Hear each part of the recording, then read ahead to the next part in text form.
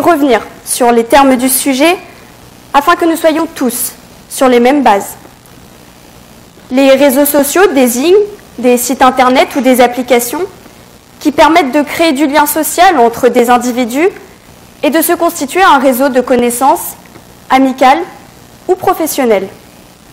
La démocratie, quant à elle, se définit par une forme de gouvernement dans lequel la souveraineté émane du peuple. Grâce à l'avènement des réseaux sociaux, le citoyen devient enfin un véritable acteur de la démocratie. Les réseaux sociaux sont apparus durant la première décennie des années 2000. Depuis, Internet ne cessant de se développer, de plus en plus de citoyens se sont créés des comptes sur les réseaux sociaux. Le nombre de personnes s'y trouvant ne cesse de grandir et par conséquent, ces derniers sont devenus un lieu de débat. Ils permettent à des personnes, comme vous, comme moi, de s'exprimer, de donner notre opinion. Dans une démocratie, ce principe est indispensable, car c'est le fondement même de ce régime politique. Le peuple doit pouvoir interpeller ses représentants, interagir avec eux, parfois leur demander de justifier leurs décisions. Si dans une démocratie, la parole du peuple est réduite au silence, alors nous ne sommes plus dans une démocratie. La souveraineté émanant du peuple, les réseaux sociaux lui donnent la possibilité de l'exprimer. Ce n'est plus juste le président ou les représentants de la démocratie qui partagent des informations. Ce sont les citoyens qui s'expriment et qui peuvent directement les interpeller. Les rapports entre les élus et le peuple se sont transformés. La verticalité des échanges a laissé place à l'horizontalité de ceux-ci. Les réseaux sociaux trouvent aussi leur place sur Internet, dans ce monde virtuel qui n'a pas de frontières. Par conséquent, les clivages présents dans la société ne se retrouvent pas forcément sur les réseaux sociaux. Des personnes qui ne se connaissent pas et qui ne sont pas destinées à se connaître peuvent échanger sur les réseaux sociaux. Cela signifie un partage d'idées et de connaissances, mais aussi une ouverture sur le monde et sur les avis divergents de ceux qui nous entourent. Stanley Milgram, dans une expérience qu'il a réalisée en 1967, l'explique très bien. Autrefois, il fallait 6 intermédiaires pour connecter entre elles 2 personnes qui ne se connaissaient pas. Aujourd'hui, et grâce aux réseaux sociaux, c'est moins de 4. L'effet viral des réseaux sociaux permet une pluralité des informations auxquelles nous avons accès, mais aussi une transparence de celles-ci. Cela crée une unicité entre les citoyens. Ils communiquent via les réseaux sociaux, ils partagent leurs avis, ils débattent. La liberté d'expression qu'autorisent les réseaux sociaux renforce les liens entre les citoyens et permet d'avoir une démocratie qui fonctionne et qui dure. Comme je l'ai dit précédemment, les réseaux sociaux n'ont pas de frontières. Ils nous permettent donc de voir tout ce qu'il se passe autour du monde. De ce fait, les citoyens expatriés peuvent continuer d'exercer leur souveraineté. Ils peuvent se tenir informés et en temps réel de ce qu'il se passe dans leur pays d'origine. Continuer à exercer sa souveraineté, même ailleurs dans le monde, offre une légitimité aux réseaux sociaux dans leur intérêt au sein d'une démocratie. Ils permettent de ne pas faire de distinction entre les individus et de les considérer aussi souverains les uns que les autres. En France, nous retrouvons ce principe dans la devise, l'égalité. Capter les personnes avec une connaissance politique déjà établie, c'est bien. Mais capter les jeunes, dont les réseaux sociaux sont les moyens de communication les plus utilisés, c'est mieux. Les politiques doivent s'adapter à l'audience qu'ils ont en face d'eux pour réussir à la convaincre. Notre génération, et je me vois malheureusement dans l'obligation d'exclure le jury, a grandi avec les réseaux sociaux. Pour capter notre attention, ils doivent donc passer par ces canaux. la campagne présidentielle de 2017 et tous les tweets et sondages réalisés par les candidats, l'ancien ministre des Transports, Jean-Baptiste Djebbari, présent sur TikTok, ils le savent. C'est le moyen d'atteindre politiquement les jeunes et de gagner une nouvelle audience. Mais c'est aussi une façon de demander notre avis. En 2022, Emmanuel Macron rédigeait une lettre aux Français dans laquelle il lançait un débat national.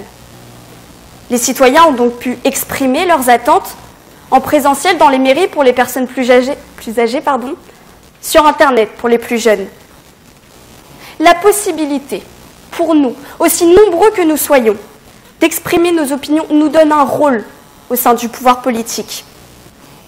Répondre à un sondage sur telle ou telle réforme, proposer un changement, même minime, et voir que c'est adopté, nous rend importants, souverains, et nous rappelle l'importance de l'écoute et la place de notre parole.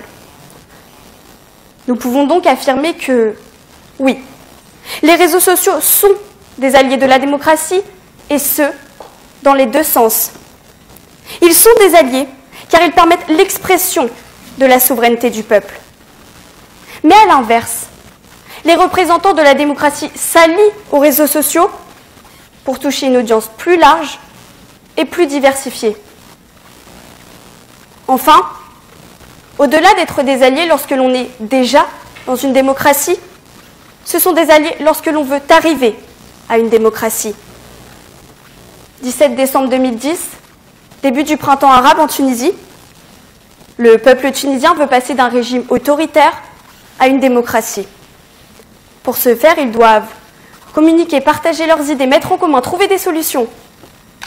La parole étant restreinte dans un régime autoritaire, ils doivent trouver des canaux de communication qui ne sont pas censurés ou orientés. Les réseaux sociaux sont tellement rapides et diversifiés que les politiques n'ont pas le temps de stopper l'émergence des révoltes. En s'emparant de la parole, principalement sur Facebook et Twitter, le peuple tunisien affirme sa volonté. Nous en revenons donc au même point. La démocratie, c'est la souveraineté du peuple. Mais tout ce que je viens d'exprimer, au fond, Abraham Lincoln l'a très bien résumé en une seule phrase. La démocratie, c'est le gouvernement du peuple, par le peuple, pour le peuple, et les réseaux sociaux y contribuent. Merci. Madame la présidente du jury, messieurs, dames, les membres du jury, cher public et chères contradictrices, la démocratie va mal. La démocratie est menacée, et ce, en grande partie, de la faute des réseaux sociaux. Les réseaux sociaux sont-ils les alliés de la démocratie? Je pourrais me contenter de vous dire que la vidéo d'un petit chat qui a partagé votre grand-mère la semaine dernière n'aide en rien à la démocratie, mais allons plus loin. Tout d'abord, définissons les termes du sujet. Qu'est-ce que la démocratie? La démocratie tire son étymologie du grec ancien, démos kratos, qui signifie littéralement le pouvoir du peuple. Mais au-dessus de ça, la démocratie est un régime politique qui est porteur de principes fondamentaux, tels que la liberté ou l'égalité de ses citoyens. Un allié est défini comme une personne ou un groupe qui apporterait une aide, un soutien. Les réseaux sociaux, eux, sont, comme on le pense tous d'abord, des sites internet qui, à la base, étaient créés pour retrouver d'anciennes connaissances, renouer des liens, et qui, aujourd'hui, sont devenus de vraies plateformes d'échange où chacun peut s'exprimer librement. Cependant, un second sens des réseaux sociaux se dégage. Chaque jour, nous échangeons avec des personnes, nous avons des liens sociaux avec nos pairs, nos amis. Je pense que tous ces liens, mis bout à bout, peuvent, eux, former aussi des réseaux sociaux. Les réseaux sociaux apportent-ils donc une aide, un soutien à la démocratie, ce régime qui, de nos jours, est vu comme l'un des meilleurs et également l'un des plus répandus, comme nous le disait très bien Winston Churchill, qui nous répète que la démocratie est le pire des systèmes, à l'exception de tous les autres. Pour moi, et je l'espère également aussi pour vous, à la fin de cette plaidoirie, les réseaux sociaux, au-delà de ne pas être des alliés de la démocratie, j'irai plus loin, ils représentent une menace pour ce régime politique. Afin de comprendre pourquoi, nous allons alors voir en quoi les réseaux sociaux sont une menace pour la démocratie en tant que site internet, pourquoi ils la menacent sur ses principes fondamentaux, la liberté, l'égalité des citoyens. Puis pour clore, nous verrons en quoi les réseaux sociaux formés par les liens que nous entretenons avec les personnes sont également une menace pour la démocratie. Nous l'avons dit, la démocratie signifie littéralement pouvoir du peuple. En France et dans un grand nombre d'États, ce pouvoir du peuple est exprimé par des élections. Les citoyens élisent des personnes qui vont les représenter afin d'exercer ce pouvoir. Sur les réseaux sociaux, de nos jours, il est devenu très simple de s'exprimer. En seulement quelques clics, la possibilité de dire presque tout ce que vous voulez s'offre à vous, sans réelle censure. De plus, ceci est très souvent possible sous couvert d'anonymat, ce qui permet à toutes et tous de pouvoir dire ce que l'on veut, sans peur de représailles et sous un autre nom. Nous le savons, les élections en France sont rythmées par de nombreux débats, de vifs débats. Cela a toujours été, c'est une période très importante pendant des élections, notamment présidentielles.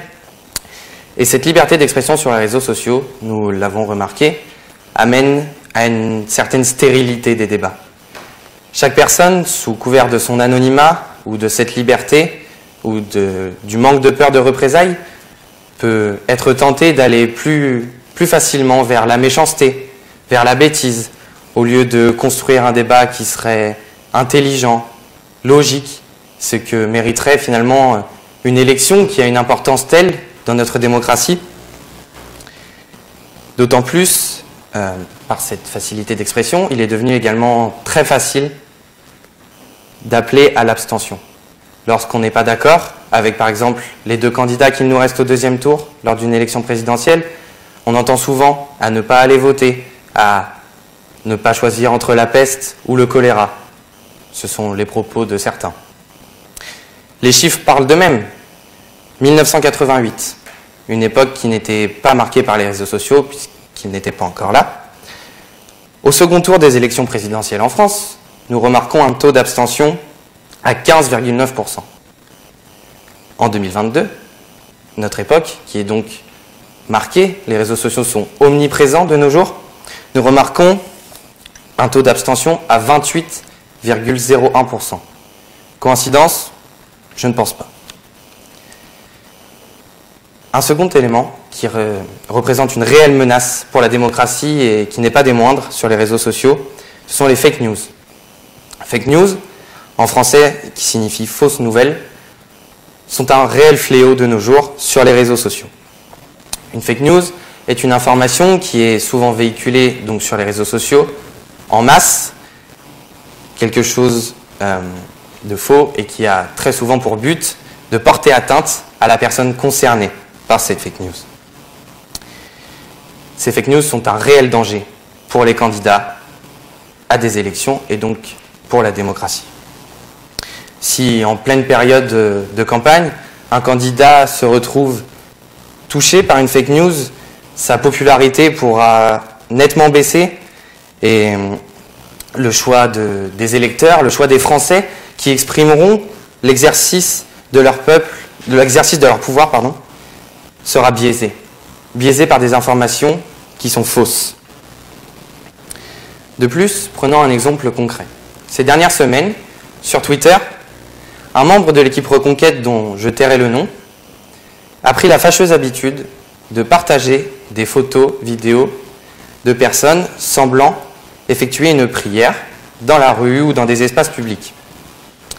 Ces clichés s'avèrent être finalement uniquement des captures de moments qui n'ont aucun rapport avec quelque religion que ce soit.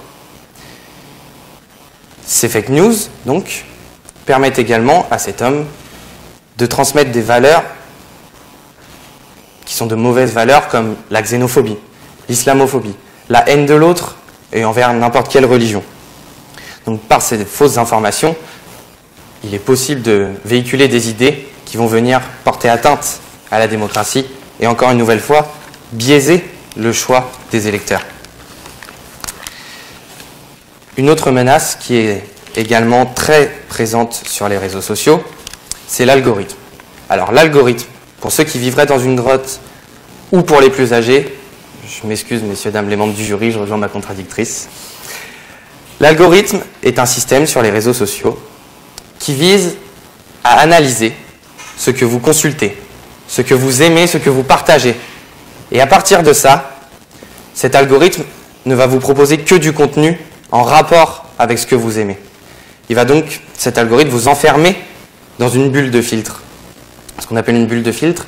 Donc vraiment, vous êtes dans cette bulle qui est entourée par uniquement ce que vous aimez, ce que vous consultez, et vous vous retrouvez enfermé dedans. Mais nous le savons, pour ces élections, cet exercice du pouvoir, de nombreuses idées politiques sont présentes. Et la convergence de ces idées est nécessaire, car sans convergence, sans élection, on se retrouverait avec un seul candidat, pas de choix des électeurs, ce qui est tout l'inverse d'une démocratie finalement, qui est un régime autoritaire. De ce fait, les électeurs qui ont une tendance politique, de gauche, de droite, du centre, peu importe, ne seront touchés uniquement que par du contenu de cette tendance. Et de ce fait, ne pourront pas avoir la chance de diversifier leurs idées, de connaître les programmes des autres candidats. Pas forcément ceux à qui ils avaient pensé depuis le début, mais ils auraient pu peut-être changer d'avis, peut-être au moins consulter les programmes. Cette bulle de filtre va alors les enfermer dans leurs idées et porter atteinte à la démocratie. En dehors des réseaux sociaux en eux-mêmes, les hommes, c'est les femmes politiques, par le biais des réseaux sociaux, eux-mêmes peuvent être une réelle menace pour la démocratie. Comme l'a dit ma contradictrice, nous l'avons remarqué lors des dernières élections, les campagnes sont en très grande partie faites sur les réseaux sociaux. Les politiques, de nos jours, sont omniprésents sur les réseaux. Cependant, cela peut poser problème pour deux aspects. Les politiques présents sur les réseaux sociaux peuvent mener à un embrigadement. Je m'explique. Comme l'a dit ma contradictrice, l'ancien ministre des Transports sous le premier mandat Macron était très présent sur TikTok. De plus, le président Macron, lors de son premier mandat lui-même, est apparu dans une vidéo de McFly et Carlito, donc duo de vidéastes aux millions d'abonnés. Par ces procédés, ces hommes politiques, ces femmes politiques peuvent s'attirer l'attachement du jeune public. Jeune public qui, au fil des années, deviendra un public de jeunes électeurs. Et une partie de ce public pourra être tentée de voter pour eux, non pas pour leurs idées, pour ce qu'ils offrent au pays, à la démocratie, mais parce qu'ils sont cool. Dans les vidéos, ils sont marrants, donc écoutez, si Macron a le numéro d'Mbappé, on peut voter pour lui. Ceci est donc un réel danger pour la démocratie. De plus, nous l'avons rappelé, l'égalité des citoyens ayant valeur constitutionnelle, comme nous l'a rappelé Madame Fleury-Legros dans son cours, la valeur suprême en France, l'égalité des citoyens est un principe fondateur de la démocratie. Cependant, l'INSEE recense que 7% des Français, à l'heure actuelle, n'ont pas accès aux réseaux sociaux. Ces Français méritent-ils d'être privés de campagne électorale, période cruciale pour le choix des électeurs? Méritent-ils, par manque de moyens, d'être privés de démocratie? L'égalité mérite-t-elle d'être bafouée par les réseaux sociaux? Je ne pense pas que ce soit comme ça que la démocratie fonctionne. Un cas, je vous l'accorde, plus extrême, cependant, il existe. Nous l'avons à peu près tous vu il y a 2 ans. Le Capitole, maison même du pouvoir législatif aux États-Unis a été pris d'assaut. Ce Capitole, qui représente alors la démocratie en Amérique, a été attaqué et Donald Trump, donc personnage politique très connu, a mis en avant ces attaques, a poussé à aller attaquer ce Capitole, ce qui, on peut le dire, est forcément un danger direct pour la démocratie, puisque au-delà des réseaux sociaux, cette haine attisée par ces réseaux a dépassé le cadre du virtuel et a mené à la violence réelle. Pour clore cette plaidoirie, j'aimerais donc aborder le second sens que je vous avais amené, très court. Cependant, je pense qu'il est pertinent de l'aborder. Les réseaux sociaux, en plus d'être des sites internet, sont des liens entre eux. Et nous le savons, quand une personne est dans une famille, a des amis qui, tous ou presque, ont des idées politiques qui se ressemblent, qui sont les mêmes. Il est très fréquent et très probable que cette personne reproduise le schéma familial et, sans même réellement se poser de questions, adhère aux mêmes idées, aux mêmes principes. Et c'est un danger du coup pour la démocratie. Mais prenons un exemple un peu extrême, mais bon, vous savez, ce tonton au bout de la table qui a bien profité du repas et qui vous dit que, entre vous, il n'est pas raciste, hein, mais les étrangers, il y en a trop. Ce genre d'idée peut amener à une fermeture sur la convergence des idées et donc représenter un réel danger pour la démocratie. Donc pour moi, il est clair, je l'espère également pour vous, les réseaux sociaux ne sont pas des alliés de la démocratie, mais sont de réelles menaces. Merci. Merci Monsieur Soudé pour cette belle plaidoirie. Cependant, je me dois de revenir sur certains points et les clarifier. Vous nous avez défini le mot « allié » comme pouvant se référer au soutien. Et vous avez affirmé que les réseaux sociaux n'étaient pas des alliés. Eh bien, j'ai un exemple qui prouvera le contraire. En Iran, les femmes se sont filmées sur les réseaux sociaux pour protester contre la mort d'une femme qui, selon les autorités, portait mal son voile. En réponse à cela, dans notre démocratie française, 50 artistes françaises se sont filmés sur les réseaux sociaux pour soutenir ces femmes en se coupant des mèches de cheveux. N'est-ce pas là un signe que les réseaux sociaux sont des alliés de la démocratie? Vous nous avez aussi dit que sur les réseaux sociaux, il n'y avait plus de filtre critique, plus de censure. Mais n'est-ce pas cela la démocratie? La liberté d'expression? La possibilité de dire tout ce que l'on pense sans avoir peur des représailles? Si vous pensez que la parole ou les paroles doivent être censurées ou faire l'objet d'un contrôle avant leur publication, alors vous vous éloignez du sujet. Vous ne défendez plus les réseaux sociaux sont-ils des alliés de la démocratie, mais les réseaux sociaux sont-ils des alliés d'un régime autoritaire? Vous avez aussi évoqué la présence du président de la République, Emmanuel Macron, sur TikTok. Vous nous avez parlé de la vidéo qu'il a réalisée avec les youtubeurs McFly et Carlito, et qui aurait posé problème. Eh bien, j'évoquerai une vidéo qu'il a réalisée sur TikTok le 2 avril dernier. Lors de la journée mondiale de sensibilisation à l'autisme, Emmanuel Macron a réalisé un message vidéo pour un jeune garçon autiste, Pierre, dont la sœur partage le quotidien sur TikTok. Cette vidéo est devenue virale et le fait que le président de la République poste ce genre de vidéo offre une dimension humaine à qui il est et à l'homme qui gouverne notre pays. Après avoir vu cela, est-il vraiment nécessaire d'avoir des filtres entre l'intention et la parution? N'est-ce pas briser l'authenticité de ce genre de geste? Vous nous avez aussi évoqué les fake news. Alors il est vrai, sur Internet, nous pouvons trouver toutes sortes d'informations. Certaines seront vraies et affirmées, d'autres non. Mais nous sommes des êtres humains dotés de sens critique, de capacité de réflexion. C'est à nous d'aller chercher les informations et de vérifier si elles sont vraies ou non. Nous ne devons pas juste nous contenter des gros titres ou des vidéos qui sont devenues virales, parce que dans ce cas-là, alors oui, vous n'aurez accès qu'au mauvais côté des réseaux sociaux. On vous met à disposition une multitude d'informations. Il vous suffit juste de tendre le bras et de les attraper. Mais vous ne le faites pas, et vous affirmez quand même que les réseaux sociaux ne sont pas des alliés de la démocratie. Enfin, élevez-vous, trouvez le bon côté des réseaux sociaux et nous en reparlerons après. Enfin, c'est le dernier point sur lequel je reviendrai.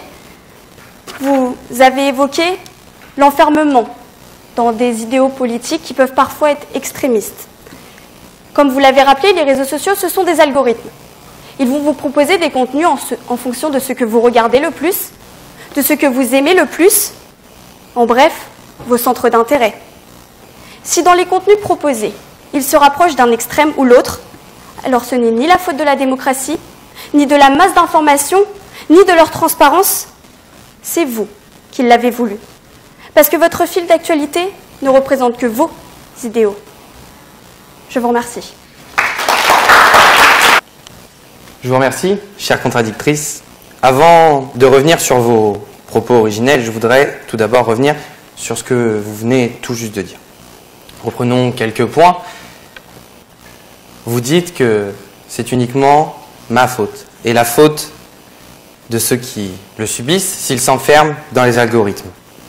Cependant, je pense que nous tous, nous n'avons pas choisi d'être enfermés dans ces algorithmes et à cause des réseaux sociaux, méritons-nous, parce qu'on a liké un post de tel politique ou d'un autre, méritons-nous d'être enfermés et d'une nouvelle fois d'être privés d'égalité, égalité sur la convergence des idées?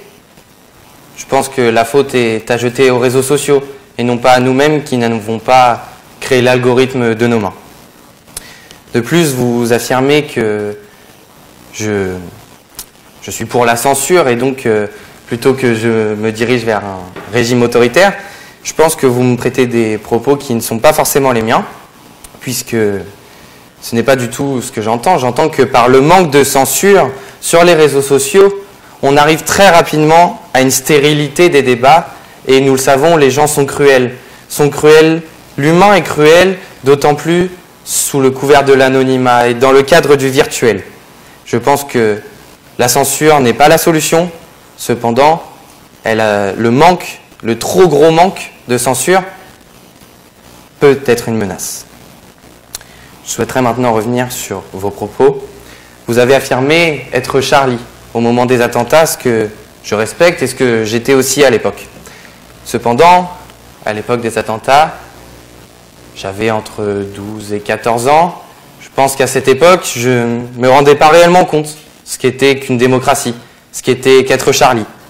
Je pense qu'à nos âges, à cette époque, on était Charlie parce que notre voisin de classe était Charlie, parce qu'on a vu que des gens étaient morts et qu'on était triste.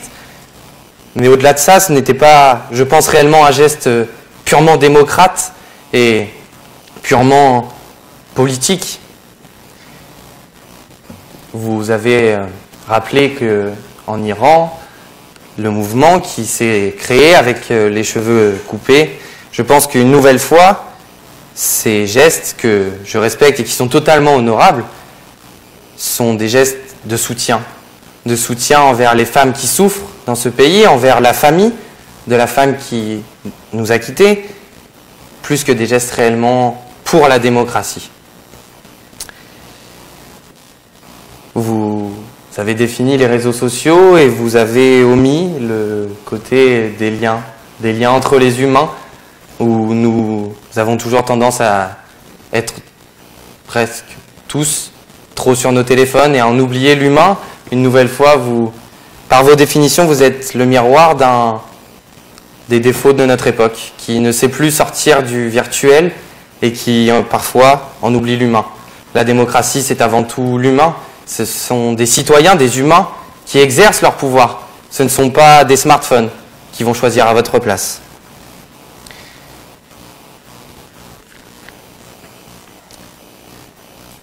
Donc, pardon. Vous avez également parlé des politiques présentes sur les réseaux sociaux, ce qui permet d'ouvrir les yeux aux jeunes et à les sensibiliser à la politique. Et je pense nous pouvons faire un lien avec le mouvement Charlie, avec donc ce que j'ai dit dans ma plaidoirie. Les personnes qui utilisent les réseaux sociaux tels que TikTok sont souvent, trop souvent, des personnes très jeunes et des personnes qui n'y verront pas forcément un geste politique, qui vont juger plus un humain, comme j'ai pu le dire, un humain plus qu'un politique sans réellement s'intéresser au fond de sa pensée. N'importe quelle personne, peu importe ses idées, peut paraître par un moment de quelques secondes quelqu'un d'amusant, de très bien, quelqu'un pour qui on pourrait voter si on ne s'intéresse pas à ce qu'elle pense vraiment. Le dernier point sur lequel je voudrais revenir est les sondages. Vous avez fait l'éloge des sondages sur les réseaux sociaux. Cependant, un journal qui partage un sondage. Les journaux, nous le savons de nos jours, ne sont pas tous neutres politiquement. Pouvons-nous être réellement sûrs de la fiabilité de ces sondages? N'allons pas être... Les résultats ne vont pas nous faire changer les idées. En fonction des résultats, n'allons-nous pas penser d'une manière, d'une autre? Les résultats ne sont-ils pas biaisés par le journal ou par la personne qui les partage? Si une personne est de gauche ou de droite, va-t-elle préférer ses idées, peut-être fausser les résultats? Je pense que ces sondages sur les réseaux sociaux ne sont pas réellement des éléments qui vont aider la démocratie. Merci. Alors, je voudrais tout d'abord commencer en vous remerciant pour vos plaidoiries qui sont excellentes. Cependant, en ne vous remercions pas de m'avoir mis dans le même panier que les autres. C'est-à-dire que je suis de très très loin le plus jeune de ce jury. Et merci de ne pas me mettre avec vous. D'ailleurs, j'ai une question pour Fleury. Quand même Fleury, parce qu'en effet, comme je viens de le dire, je suis largement le plus jeune de tous. Et comme tout bon jeune, j'ai installé TokTok. Et en swipant là, je suis tombé sur une vidéo qui parlait de nos TikTok occidentaux et d'un autre côté des TikTok chinois. Donc des TikTok appartenant bien entendu à une entreprise chinoise.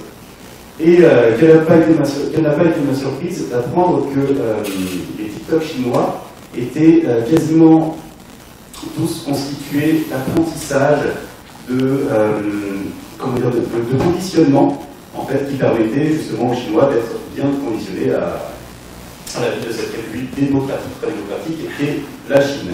D'accord et de d'où vient ma question, qui va être uniquement celle-ci, mais avec un mot en plus, les réseaux sociaux chinois sont-ils les alliés de la démocratie?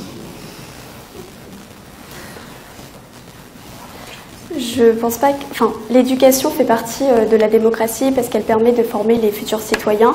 C'est vrai, mais...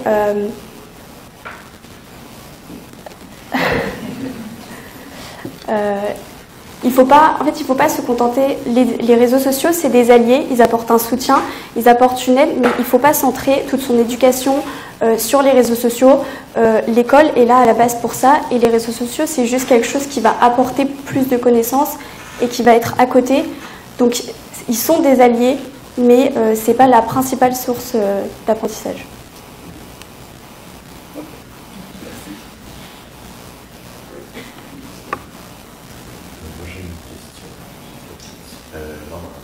Merci vraiment pour le blog, ça fait plaisir. Moi, j'entretiens mon Skybug depuis 15 ans. Je ne sais pas si vous connaissez Skybug. Mais voilà. Ma question est pour nous encore. Et on entend souvent dire que la dictature, c'est pétoire, la démocratie, c'est cause toujours. Et dans le monde qu'on vit aujourd'hui, finalement, en tout cas moi, que le monde aujourd'hui est plongé dans une inertie profonde. Est-ce que le monde d'aujourd'hui n'est pas dans cette inertie à cause de la grande causerie que sont les réseaux sociaux depuis une dizaine d'années maintenant, qui ont pris leur place dans la société? Les réseaux sociaux, comme je l'ai dit, ça reste des algorithmes. Donc si vous tombez sur, comme vous dites, de la causerie, c'est peut-être que vous ne vous orientez pas vers au-delà des algorithmes, c'est quand même ce que les gens disent dessus. Ce qui n'est pas composé d'algorithmes, hein, ça reste les idées des gens qui se mettent couche par couche. Alors, je suis d'accord, on va trouver, comme je l'ai dit, toutes sortes d'informations, dès qu'ils vont être plus ou moins intéressantes, plus ou moins vraies, mais vous avez des comptes officiels qui vont vous apporter des informations. Il faut juste que vous alliez du bon côté des réseaux sociaux, de ceux qui vous apprennent des choses, et pas du côté du loisir, de l'amusement, et qui va être composé, comme vous le dites, de beaucoup de causeries. Il faut juste s'orienter du bon côté. Et à ce moment-là, les réseaux sociaux deviendront un lieu beaucoup plus d'apprentissage.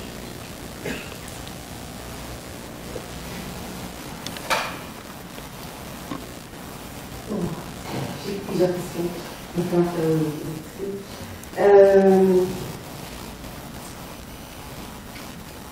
Monsieur Soulet, je vais poser une question. Dans votre exposé, vous nous avez dit qu'il y avait 7% d'individus qui n'avaient pas accès aux réseaux sociaux. Alors, mon âge avancé fait que je ne suis pas. Je fais peut-être partie de cela. Peut-être TikTok, ni Facebook, ni Twitter. Voilà. Bon. Et vous avez dit que c'est 7% qui est privé de démocratie. Alors, je n'ai pas très bien compris votre raisonnement. Oui. Alors, tout d'abord, je pense que vous avez entendu en ce que je voulais dire, peut-être un sens assez large, puisque vous le dites vous-même par votre âge avancé. C'est vous qui le dites. Vous dites ne pas avoir accès aux réseaux sociaux. Je pense que le sens dont j'entendais ça, c'est un manque d'accès par manque de moyens. Des personnes qui ne peuvent pas se permettre d'accéder à Internet, de posséder les outils pour aller sur les réseaux sociaux. Et j'ai donc fait un lien avec le fait que de nos jours, les campagnes électorales sont presque à 100% sur les réseaux sociaux, quitte parfois à en oublier le côté humain, quitte parfois à oublier d'en aller sur les marchés, rencontrer les électeurs, aller voir les gens, les vrais gens, pas les gens des réseaux sociaux. Et de ce fait, nous le savons que, donc, j'ai rappelé l'importance des élections dans une démocratie. Les campagnes électorales sont des moments cruciaux pour le choix des électeurs, et l'omniprésence de ces campagnes sur les réseaux sociaux pourrait alors amener à priver les gens qui n'y ont pas accès de la majorité de la campagne. Je ne sais pas si c'est clair. Je comprends ce que vous voulez dire. J'ai une autre question. Autre question. Mettez-vous tous les réseaux sociaux sur le même point? Au niveau du sujet en général ? Est-ce que les réseaux sociaux se valent? Alors, comme j'ai pu le dire, je pense qu'un réseau social, sur principe, vaut autant que les autres. Cependant, comme je l'ai dit dans ma plaidoirie, sur TikTok, par exemple, nous touchons un public qui est plus jeune que, par exemple, sur Twitter ou sur Skyblog, par exemple. Et je pense que nous pouvons alors, par cette maturité du public et peut-être donc cette sensibilité à la politique et à la démocratie, créer une sorte d'échelle sur les réseaux sociaux, sur plus ou moins dangereux, mais ils restent, je pense, tous autant que les autres, dangereux à leur échelle.